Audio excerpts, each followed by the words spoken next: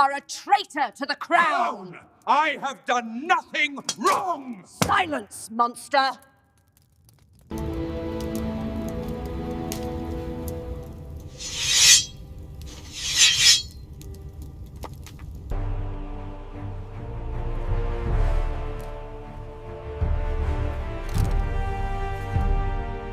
Prince Aldrich learned to hate before he learned to rule. His earliest memory was not of a crown or a sword, but of a map. He had been 5 years old, small enough that the council table seemed impossibly large. His father, King Edric, had lifted him onto a chair so he could see the borders carved into parchment, thick red ink marking territory contested for generations. This, his father had said, pressing one calloused finger along the jagged northern line, is where the orcs break treaties. Aldrich had stared at the line. It looked like a wound. They do not think as we do, his father continued. They do not honor law. They respect strength. Around the table, generals had nodded in agreement. Veterans of decades of war. Men with missing fingers and faded scars. Every story they told began the same way, with betrayal. They burned Greenfall without warning.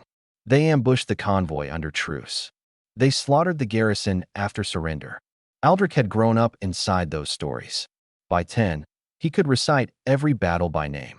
By 12, he had trained daily with blade and shield, told repeatedly that hesitation meant death. Never trust an orc, General Heron had drilled into him during sparring. If one smiles, look for the knife. By 15, Aldrich had seen the war himself. He rode beside his father along the northern frontier after a winter raid left 2 border villages in ash. Smoke still clung to the trees. Blackened beams jutted from snow like broken bones. He had watched women weep over empty foundations. Their mercy is weakness, a captain had told him as they surveyed the ruins. And weakness invites fire. Aldrich believed it, because belief was easier than doubt. The kingdom had known nothing but tension along that border. Generations had fought. Generations had died. The war was not constant. Sometimes it cooled into uneasy truces, but it never ended. And in the palace halls, hatred was tradition. Court scholars wrote histories of orc aggression. Priests spoke of divine favor protecting humankind from monstrous cruelty. Even the songs sung in taverns carried verses of savage clans and righteous defense. Aldrich absorbed it all, yet the war did not feel glorious. By the time he turned 22, he had buried friends. He had watched supply lines thin. He had seen tax records that told a quieter truth. The kingdom was exhausted. Fields near the border went untilled because farmers feared raids. Trade routes bent southward to avoid contested passes. Recruitment officers pressed harder each year. The war cost more than blood. It cost future. Still, when Aldrich stood in the great hall beside his aging father, listening to advisors argue over strategy, the message never changed. Trust invites collapse. Orcs only understand dominance. Peace is a pause, not an end. Aldrich carried those words like armor. Then came the Winter Council. Snow battered the palace windows as envoys arrived under white banners from the northern clans. It was not the first time emissaries had come, but it was the first time they did not demand territory. They demanded survival. Reports from spies confirmed what Aldrich's own scouts whispered. The orc clans were strained. Internal disputes. Scarce resources. Too many campaigns fought across too many seasons. The High Chieftain, an aging war leader named Durog Blackstone, had sent a message clear enough to unsettle even hardened generals. The war could not continue. The council chamber erupted. It's deception, a ploy for advantage. They want time. But Aldrich had read the numbers. So had his father. The kingdom could not continue either. Still, the hatred ran deep. When Aldrich left the council that night, General Heron intercepted him in the corridor. "You look troubled, Highness." "I am thinking," Aldrich replied. "Think carefully," Heron said. "They will offer honey before poison." Aldrich nodded automatically. Never trust an orc. The words echoed through him even as something quieter began to surface. Exhaustion. Not fear. Not rage. Fatigue. From balcony windows that night, Aldrich stared north across snow-covered hills toward lands he had only seen through the lens of battle. Somewhere beyond those ridges lived the people he had been taught to despise. He imagined them as he had always been told to: brutal, merciless, alien. Yet if they were sending envoys under white banners in winter, something had shifted. He did not yet know that the next proposal placed before the council would not be about land, or tribute, or surrender. It would be about him. And the warning he had carried since childhood would be tested against something far more dangerous than hatred. Choice. The Winter Council did not end with shouting. It ended with silence. A silence heavier than any battle cry. Prince Aldrich stood at the long oak table while advisors argued themselves hoarse around him. Maps were unrolled. Supply charts were produced. Letters from border governors were read aloud with tight voices. The truth lay bare in ink and wax. Granaries were thinning. Recruitment quotas were failing. 3 border lords had quietly written to the crown requesting permission to withdraw troops from the northern line to protect their own lands from famine unrest. The war was not being won. It was being endured. King Edric, older now and slower to anger, leaned heavily on the arm of his chair as Chancellor Marrow summarized the latest reports. If we launch a spring offensive, Marrow said carefully, we can press advantage in the Western Pass. At what cost? Aldrich asked quietly. The room stilled. Marrow hesitated. Another levy, he admitted. An emergency taxation in the southern provinces. Aldrich felt the weight of that. The southern provinces had not seen battle in decades. They would not accept hardship quietly for a war that felt distant. General Heron stepped forward. We cannot show weakness, he said sharply. The clans smell weakness. We are not discussing pride, Aldrich replied. We are discussing survival. Heron's eyes narrowed. Survival depends on strength. Strength depends on resources, Aldrich countered. The exchange hung in the air. King Edric raised one hand. Enough, the king said quietly. The old king's gaze moved slowly across the chamber. For 30 years, Edric said, we have answered every raid with steel. No one disputed it. And for 30 years, the border remains the same. That, too, was undeniable. The chancellor cleared his throat. The Orc envoys request formal negotiation, he reminded the council. Under neutral ground. With terms. Terms. Heron scoffed. They raid our villages and now offer terms. They claim equal loss, Marrow replied cautiously. Laughter, bitter and sharp, broke from several nobles. Equal, one spat. They began this war. Aldrich did not speak. He had once believed that without question. But now he had read enough old treaties and broken accords to understand that history blurred when stretched across generations. Each side remembered first blood differently. Each side taught its children a different villain. The chamber doors opened then. A guard entered swiftly and bowed. My king, the northern envoys request audience. Aldrich's pulse tightened. They were told tomorrow, Heron snapped. They insist it concerns immediate matter, the guard said. King Edric exchanged a long look with Aldrich. Bring them, the king ordered. Moments later, 3 figures entered the hall. 2 were armored escorts. Between them stood a taller figure in dark leather and iron. Not bulky like the battlefield brutes Aldrich had fought before, but composed. An Orc diplomat. Her green skin bore faint scars along her jawline. Silver rings marked her rank. Her posture was upright, controlled. The court shifted uneasily. Hands drifted near sword hilts. The Orc inclined her head slightly. I speak for High Chieftain Durog Blackstone, she said, voice low but steady. Her accent was rougher than human speech, but clear. King Edric did not offer seat. Speak, he commanded. The diplomat's gaze swept the room, resting briefly on Aldrich before returning to the king. The clans bleed as you bleed, she said. Our winter stores fail. Our young die at borders for land neither side can plant. Heron bristled. You raid our villages. You raid ours, she replied evenly. The hall tensed. We do not come to argue memory, she continued. We come to end repetition. A murmur rippled through the court. End, a noble echoed. How? King Edric asked carefully. The diplomat did not hesitate. With permanence. The words settled like frost. Ceasefires break, Heron said. We have signed them before. Yes, the diplomat agreed. Because they were paper. This will not be. Aldrich felt something shift. Not hope. Suspicion sharpened. What do you propose? The king asked. The diplomat's eyes flicked once more toward Aldrich. The High Chieftain proposes a bond that cannot be undone by border skirmish. Silence deepened. A joining, she said. The meaning did not land immediately. Then it did. Several nobles began speaking at once. No. Impossible. Insult. The diplomat did not raise her voice. A marriage, she clarified. The chamber exploded. Aldrich did not move. His pulse slowed instead of quickened. Marriage. Not territory. Not tribute. A binding of blood. King Edric's gaze slowly turned toward his son. Aldrich felt every eye in the hall follow. The diplomat spoke again. The High Chieftain offers his daughter. The silence that followed was not anger. It was shock. Aldrich's entire life had been shaped by one rule. Never trust an orc. Now the war's end stood before him in a form he had never been trained to face. Not a battlefield. Not a blade. But a vow. The word marriage did not fade quickly. It lingered in the great hall like smoke after fire. No one moved at first. Even the generals who had faced cavalry charges without flinching seemed momentarily unsteady. Prince Aldrich stood rigid beside his father's throne, his expression controlled. But inside, something had shifted violently. Marriage. To an orc. The diplomat remained composed in the center of the chamber, hands folded before her.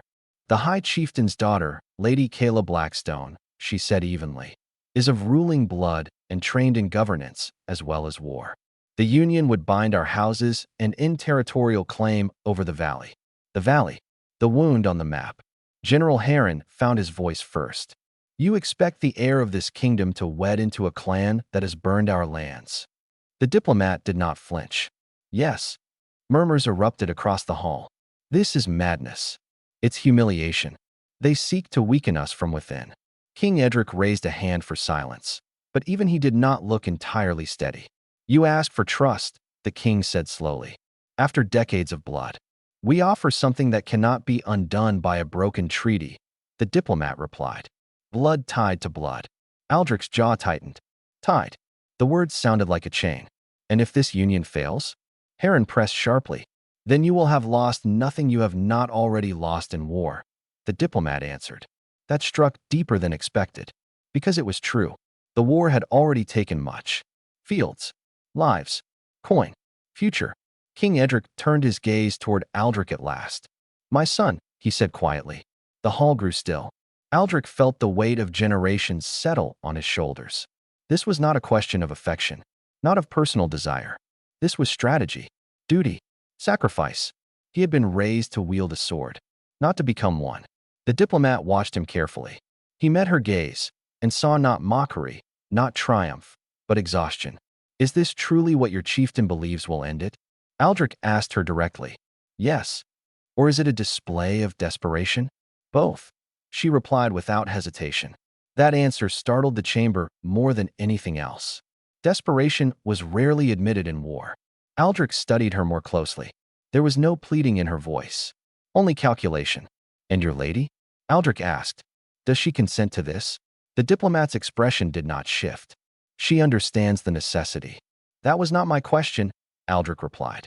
A flicker, brief but real, passed through her eyes. She consents, the diplomat said. The nobles began arguing again. She will spy. She will influence court. This is infiltration. King Edric stood slowly. Enough. Silence fell immediately. The old king descended from his throne and approached the center of the chamber, stopping several paces from the diplomat. You ask my son to carry the burden of ending a war his grandfather began, Edric said. I ask your son to end one his children would otherwise inherit, the diplomat replied. The words struck hard. Aldrich felt it. The truth of it. If the war continued, it would not stop in his lifetime. And if it did not stop in his lifetime, it would become his legacy. The hall waited. Heron stepped forward again. Your Majesty, he said urgently, this is too great a risk. All peace is risk, Edric answered quietly. He turned back to Aldrich. My son, he said, voice lower now. You were raised to protect this kingdom. Yes, Aldrich replied. This may be the only way left. Aldrich's mind raced. He saw the burned villages, the starving reports, the thinning armies. He heard Heron's voice from childhood, never trust an orc. He heard the diplomat's steady tone, we bleed as you bleed. He did not know Lady Kayla Blackstone. He had been taught to see her people as monsters. Now he was being asked to bind his life to one, not for love, for peace. The weight of it pressed against his ribs. If I agree, Aldrich said slowly, the war ends? The war changes, the diplomat replied. It cannot continue as it has. That was the most honest answer given yet. King Edric watched his son closely. Aldrich understood something then. This decision would not be made by generals. It would not be made by council. It would be made by him. He drew a slow breath. I will meet her, he said at last. The chamber stirred violently. Highness, this is folly. Heron stepped forward again, but Edric raised a hand to stop him. You would consider it? The king asked. I will see the truth of what we are binding ourselves to, Aldrich replied. The diplomat inclined her head once. Lady Kayla will meet under guarded truce in 7 days. 7 days. The war that had lasted decades now hung on a meeting. As the council dissolved into furious debate, Aldrich remained standing in the center of the hall. They had told him never to trust an orc. Now he would look one in the eye and decide whether hatred was stronger than exhaustion or weaker than necessity. The meeting took place on neutral ground. A narrow stone bridge crossed the river that divided the contested valley, the same river that had run red more than once in Aldrich's lifetime. On either side, soldiers stood in rigid lines, human banners to the south, orc standards to the north. No weapons were drawn, but every hand rested near one. Prince Aldrich arrived first. He wore formal armor, polished but unadorned, a deliberate choice. No excessive display of wealth. No war crests. Only the crest of the crown at his shoulder. General Heron stood 2 steps behind him. Remember, Heron murmured quietly, they are trained for deception. Aldrich did not answer. He had heard the warning since childhood. Across the bridge, movement stirred. 3 mounted orcs approached slowly. 2 peeled off at the edge of the bridge. The third dismounted and stepped forward alone. Lady Kayla Blackstone. She was taller than Aldrich expected, nearly eye level with him. Broad-shouldered, but not bulky. Her armor was dark steel trimmed with leather, practical rather than ceremonial. A long scar traced from her collarbone to just below her left ear. She did not hide it. She stepped onto the bridge without hesitation. The river moved quietly beneath them. They stopped 5 paces apart. Up close, she did not look like the monsters in childhood sketches. Her skin was a deep olive green. Her eyes, not savage, not wild, were sharp and measuring. A small silver torque circled her neck, marking her bloodline. She inclined her head slightly. Prince Aldrich. Her voice was low, steady. Lady Kayla, he replied. The wind shifted between them. Neither reached for a weapon. Neither smiled. For a moment, the silence stretched. This was not a battlefield. There were no shouted commands. No clashing steel. Only 2 airs raised on opposite sides of a war. I did not expect you to come personally, Kayla said. I did not expect your father to offer his daughter, Aldrich replied evenly. A flicker of something, perhaps dry humor, touched her expression. Desperation changes expectations. Honest again, Aldrich studied her face carefully. You understand what this proposal asks of us? Yes. You understand how my people see yours? Yes. And how yours see mine? Her jaw tightened faintly. Yes. Aldrich nodded once. Then tell me why you agreed. There it was. The question beneath all politics. Kayla did not answer immediately. She glanced briefly toward the valley beyond them. I have buried 2 brothers in this war, she said calmly. One to your soldiers. One to winter famine because supply lines were burned. The words were not accusatory. They were factual. My people starve while we argue pride, she continued. Your people do the same. Aldrich did not interrupt. You ask why I agreed, she said. Because I am tired of counting graves. The wind moved across the river again. Heron shifted behind Aldrich, but did not speak. And you? Kayla asked. Why did you not refuse outright? Aldrich met her gaze steadily. Because the war does not end with victory, he said. It resets. Her eyes sharpened slightly. You believe that. I have seen it. A long pause followed. Kayla stepped 1 pace closer, still leaving respectful distance. You were taught to hate us, she said. Yes. And you still do? The question was direct. Uncomfortable. Aldrich considered it carefully. I was taught to distrust you, he answered. That is not the same. No, he admitted. Kayla's gaze did not waver. I was taught that humans break oath when it suits them, she said. That you smile while drawing blade. Aldrich almost smiled faintly at the symmetry. And do you believe that? He asked. I believe it has happened, she replied. Often. They stood suspended between inherited hatred and lived reality. You understand, Aldrich said slowly, that if we proceed, neither side will fully accept it. Yes. You will be watched. Questioned. Blamed. Yes. And so will you. She returned evenly. That was true. If the marriage failed, he would be remembered as the prince who trusted too far. If it succeeded, he would be remembered as the prince who changed tradition. Both were dangerous. Do you fear this union? Aldrich asked quietly. Kayla considered. I fear stagnation more. That answer unsettled him more than any display of aggression would have. She did not fear him. She feared the war. Aldrich drew a slow breath. 7 days, he said. Our councils demand further negotiation. Our councils demand proof of your sincerity, she replied. And how would you measure that? Her gaze softened, just slightly. Stand beside me when your nobles insult my blood, she said. And I will stand beside you when my war chiefs question your courage. It was not romantic. It was practical. A pact within a pact. Aldrich extended his hand, not fully, but enough to signal intent. Kayla looked at it for one measured heartbeat. Then she clasped his forearm in warrior fashion. Firm, unflinching. The contact was brief, but undeniable. When they stepped back, the river still flowed beneath them. The war had not ended. Nothing had been signed. But something had shifted. They had looked at each other not as enemy, but as possibility. And neither had drawn a blade. The first negotiation dinner was not designed for comfort. It was designed for observation. The royal banquet hall glittered under chandeliers of crystal and flame. Long tables set with polished silver and porcelain edged in gold. Human nobles filled one side, dressed in layered silk and stiff collars. Orc delegates filled the other, armored in dark leather and iron, their presence solid and unyielding against the delicate elegance of the room. At the center table sat Prince Aldrich and Lady Kayla. Between them, an untouched plate of roasted pheasant cooled. The silence was not awkward. It was sharp. Every whisper echoed. Every glance lingered too long. Chancellor Marrow began with polite formalities, outlining the proposed border agreement and trade corridors that would reopen under joint patrol. The language was careful, deliberate. Every word weighed as if it might trigger war if spoken incorrectly. Across from him, one of Kayla's war chiefs responded with equal precision. Neither side smiled. Neither side yielded. Aldrich watched Kayla as much as he listened to the negotiations. She sat upright, hands folded neatly before her, posture controlled. When her chiefs spoke too forcefully, she placed a steadying hand on the table, not silencing them, but guiding the tone. She was not a figurehead. She commanded. You claim the Western Pass, Heron said sharply from the human side. It was hours before your clans expanded south. Kayla's eyes flicked toward Aldrich briefly, not asking permission, but measuring his reaction. The pass was neutral land before your grandfather fortified it, she replied calmly. Neutral until both sides bled for it.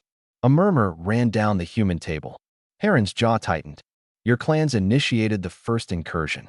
Your historians record it that way, Kayla said. And yours do not. Heron challenged. Kayla did not raise her voice. Our records say your forces crossed first during a drought winter. The air grew heavier. Aldrich felt the weight of inherited narratives pressing against each other. Truth had been shaped by generations of grief.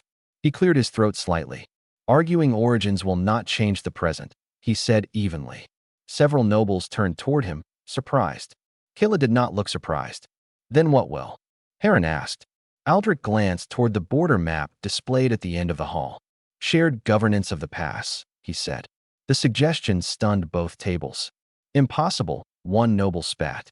Joint patrol, one of Kayla's chiefs muttered. It is contested ground, Aldrich continued calmly. Let it remain contested, but not in blood. Kayla studied him carefully. Joint oversight, she echoed. Equal enforcement. Yes. Silence lingered. It was not agreement, but it was not rejection. Aldrich felt something subtle shift beside him. Kayla did not speak immediately. Then, slowly, she inclined her head. That is acceptable to discuss. A ripple of surprise moved through the Orc delegation. Heron leaned toward Aldrich, whispering sharply. You concede too much. I propose balance, Aldrich replied quietly. Balance is weakness, Heron hissed. Balance is survival, Aldrich answered.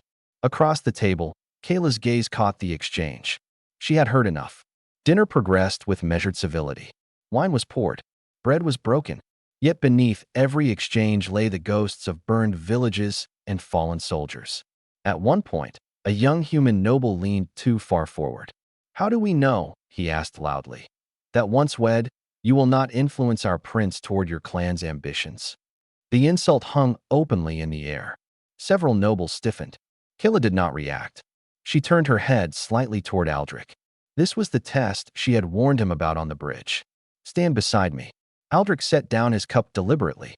Lady Kayla is here under formal truce, he said evenly. She is not subject to insult. The hall quieted instantly. The young noble flushed. She represents enemy blood, the noble muttered. She represents future peace, Aldrich corrected. The words echoed harder than he expected. Across the table, one of Kayla's chiefs smirked faintly, approval hidden but present. Kayla did not smile, but her shoulders relaxed slightly. Later, as servants cleared dishes, she spoke quietly, so only Aldrich could hear. You did not hesitate. You warned me, he replied. That is not why you did it. No, he admitted. She studied him carefully. You do not fully trust us, she said. No, he answered honestly. But you are trying. Yes. A faint nod. That is more than most. Across the hall, Heron watched them closely. Suspicion had not faded. It had sharpened. As the evening concluded, documents were signed only for continued negotiation, nothing final. But something intangible had begun forming. Not affection. Not yet. Respect. And respect, Aldrich realized as he walked Kayla toward the guarded exit, was far more dangerous than hatred. Because hatred was simple. Respect complicated everything. The peace did not begin to fracture at the border. It fractured in whispers. 3 days after the negotiation dinner, a supply caravan traveling south along the neutral road was attacked at dawn. 2 drivers were killed. The wagons burned. Witnesses swore they saw green-skinned figures fleeing into the trees. By noon, the story had reached the capital. They test us, General Heron declared in the war chamber. Even while negotiating, nobles demanded retaliation. Merchants demanded protection. Soldiers demanded clarity. Prince Aldrich stood over the report, reading the details twice. Something did not sit right. The attackers had worn crude orc armor, mismatched pieces. The strike had been chaotic, not disciplined. No banners were left behind. No clan markings carved into the wagons. Ashen Fong raids, in every record Aldrich had studied, were deliberate, organized, intentional. This felt sloppy. Still, the optics were dangerous. The court began to murmur openly. You see, one noble said loudly. They negotiate while their warriors pillage. Heron did not look pleased. He looked vindicated. We must respond before they perceive hesitation as weakness. Aldrich held up a hand. No retaliation until we confirm involvement. That hesitation will cost lives, Heron warned. That certainty may cost peace, Aldrich replied. The tension in the room tightened. Before the debate could escalate further, another messenger arrived. This one from the northern camp. Lady Kayla requested immediate audience. She arrived within the hour, flanked by 2 war chiefs and bearing visible anger. You believe this was our doing, she said before formal greetings were even exchanged. You deny it? Heron shot back. Yes. The word landed hard. My father has ordered all clans to hold positions, Kayla continued. No raids, no skirmishes, no provocations. And yet 2 of our men lie dead, Heron said coldly. Kayla's eyes flashed. And 3 of mine were found this morning near the eastern ridge, throats cut, armor removed. The chamber stilled. Aldrich stepped forward. You are saying both sides were attacked? Yes, Kayla replied. By whom? A noble demanded. That, Kayla said evenly, is the question. Aldrich felt the pieces shift. If both sides were struck in similar fashion, poorly executed, stripped of identifiers, then someone wanted escalation. Someone needed the peace to fail. Extremists, Merrill murmured quietly. Or opportunists, Kayla said. Rathen, one of Kayla's war chiefs, stepped forward. There are clans who oppose this union, he admitted. War feeds power. And there are nobles here, Kayla added, her gaze sweeping the chamber, who profit from conflict. The implication was sharp. Heron stiffened. You accuse our court?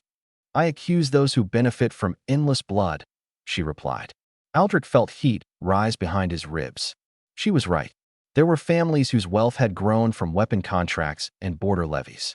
And among the orcs, war chiefs gained prestige through battle. Peace threatened both. We must investigate jointly, Aldrich said. Heron looked at him sharply. Jointly? Yes.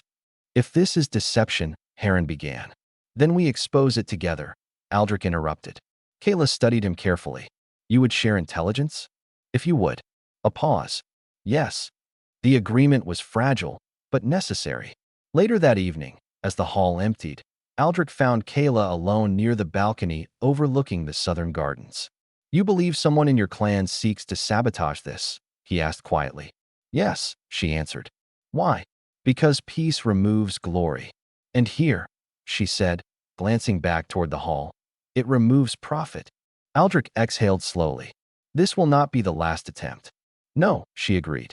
Aldrich turned to face her fully. If we retreat now, he said, the extremists win. Yes. If we press forward, they will escalate. Yes. There was no illusion left between them. Peace would not be signed gently. It would be fought for. In 7 days, Kayla said. The wedding procession moves through the valley to seal the pact. Aldrich felt the weight of that. The valley. The most contested ground. Then that is where they will strike, he said. Kayla did not argue. For the first time since their meeting, there was no guarded distance between them. Only shared understanding. They had agreed to marry for peace. Now they would have to survive for it. And the enemy, Aldrich realized as he watched the torches flicker below, might not be standing across the border, but within it. The assassination attempt came at dusk. It was subtle, almost elegant in its cruelty. Aldrich had just dismissed the last of the council advisors when a servant approached with a sealed note bearing the royal crest. The wax was perfect, the script unmistakable. It summoned him to the Eastern Tower. Alone. The message felt wrong immediately. His father would never call him without guard during such tension. Aldrich broke the seal carefully. The parchment inside was blank. He did not move. Behind him, footsteps shifted. Too quiet. Too measured. He turned just as steel flashed in torchlight. The blade meant for his throat was deflected at the last second by another. Kayla. She moved fast, faster than he expected, intercepting the strike with her own short blade.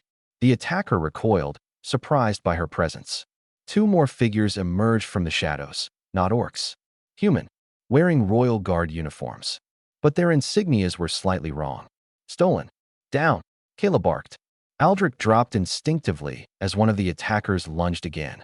Kayla pivoted sharply, driving her elbow into the man's jaw before twisting his wrist hard enough to disarm him. Steel clattered across stone. The second attacker hesitated, then bolted toward the corridor. Aldrich surged up and pursued, drawing his blade. The man nearly reached the stairwell before Aldrich tackled him to the ground. The assassin struggled fiercely, but not with the discipline of trained guard. Who sent you? Aldrich demanded. The man did not answer. Instead, he bit down hard on something hidden beneath his tongue. Foam touched his lips within seconds. Poison. The man convulsed once, then stilled. Aldrich stared down at the body, chest heaving. Kayla approached quietly. Professional, she murmured. But desperate. They wore our uniforms, Aldrich said. And used your seal, she replied. Which means someone inside. Yes. The words settled heavily between them. Within the hour, the palace was sealed. Guards interrogated. Servants questioned. Heron arrived furious. This is your doing. He accused Kayla openly in the war chamber. Careful, Aldrich said sharply. Heron did not soften. Since their arrival, sabotage, and now assassination? Kayla's gaze did not waver. The men who attacked wore your crest. They could have stolen it. They could have, she agreed. But they did not wear ours. Silence fell. King Edric entered slowly, supported by a cane. What have we learned? The king asked. Nothing, Aldrich replied bitterly. The attacker took poison. Edric's eyes moved to Kayla. And you intervened? Yes, she answered simply. You could have let him die, the king said. Yes. She did not elaborate. She did not need to. The room shifted. Heron's anger cooled slightly, replaced by confusion.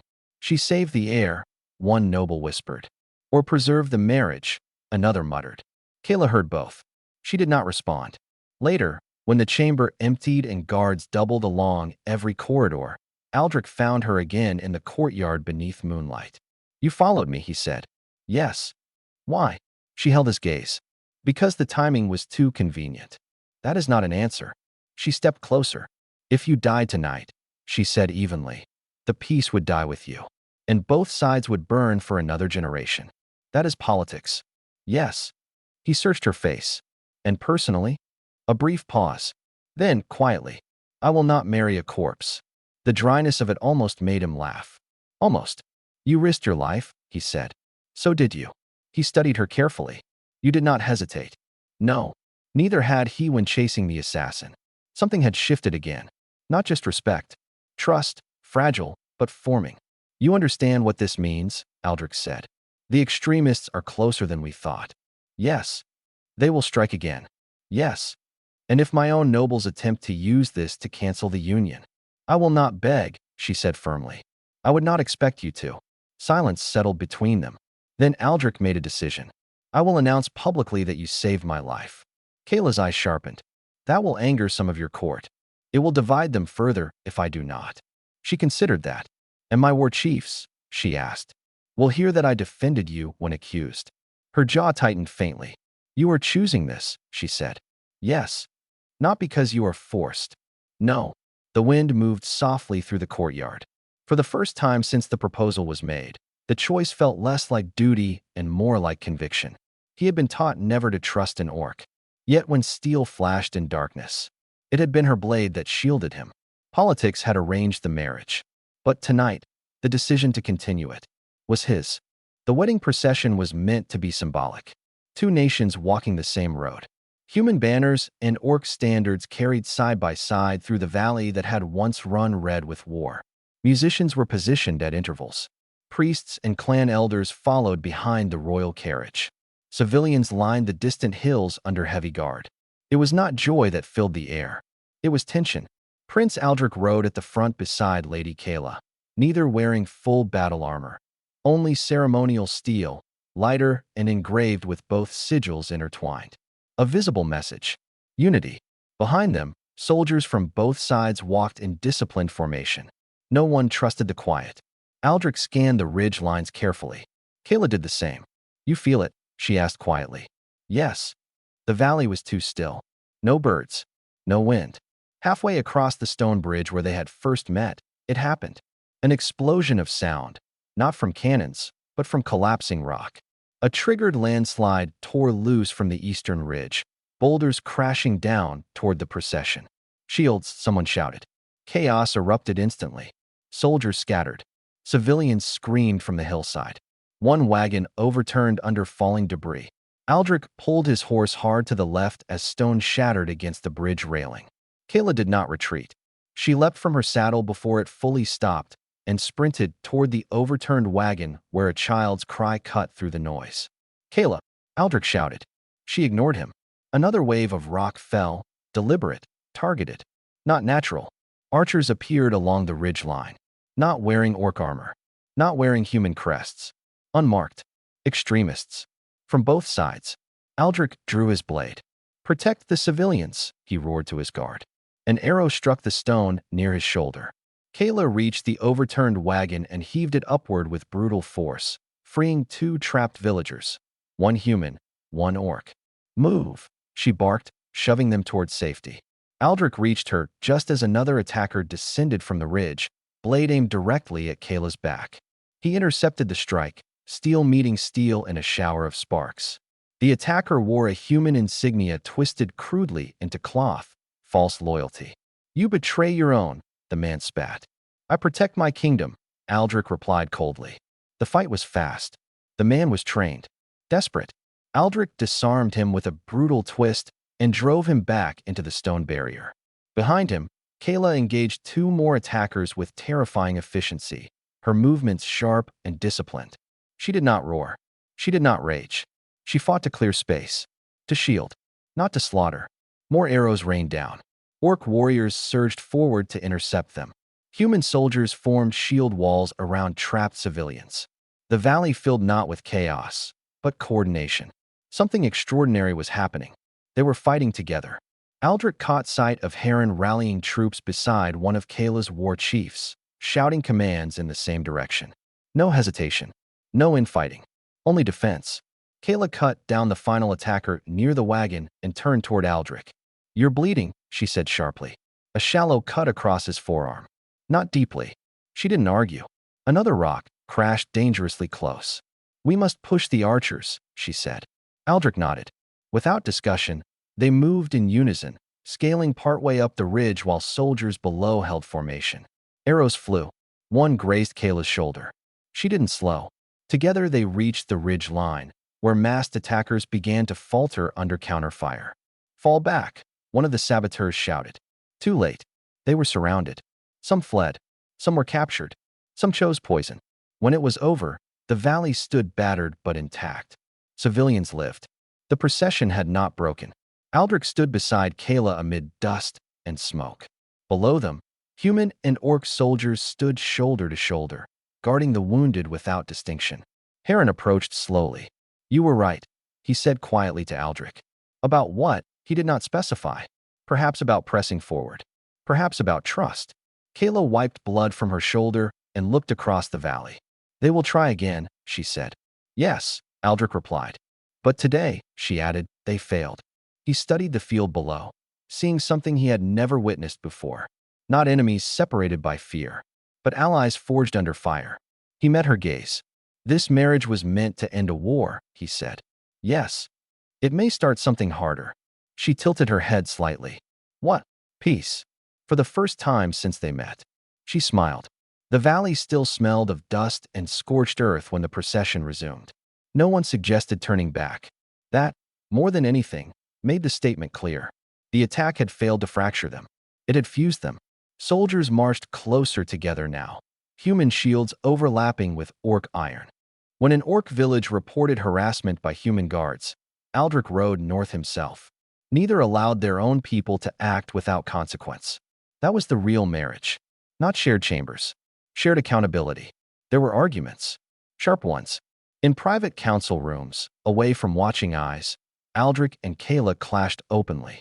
You protect your nobles too easily, she told him once.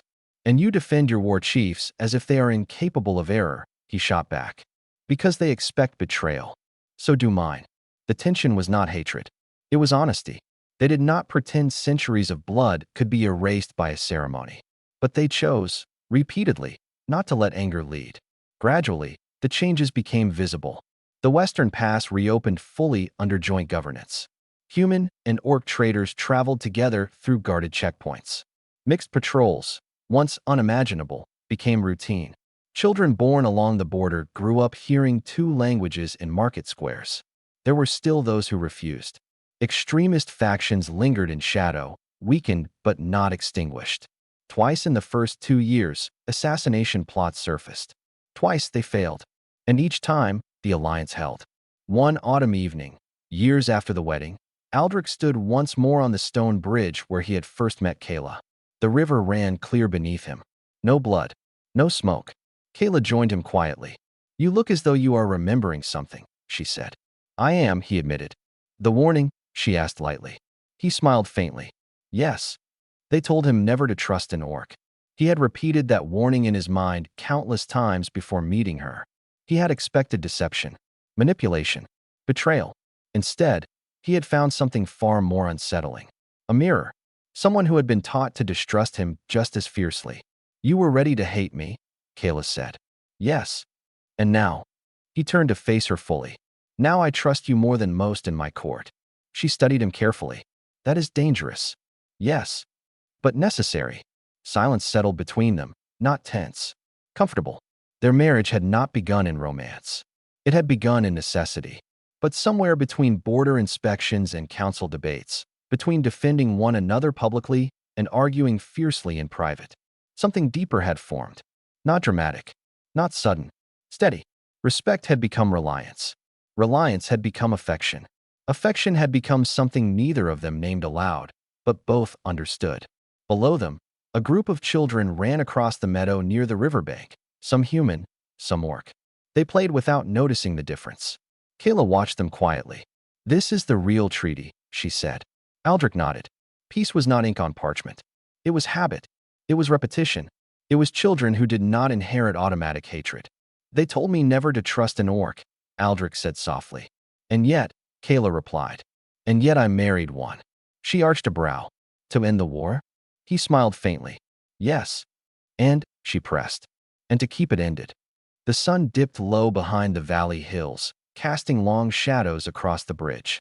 Years ago, that same valley had echoed with steel and fire. Now it carried laughter. The war had not ended because one side surrendered. It had ended because two people chose to stand between their peoples and refused to move. And somewhere between duty and defiance, love had quietly taken root.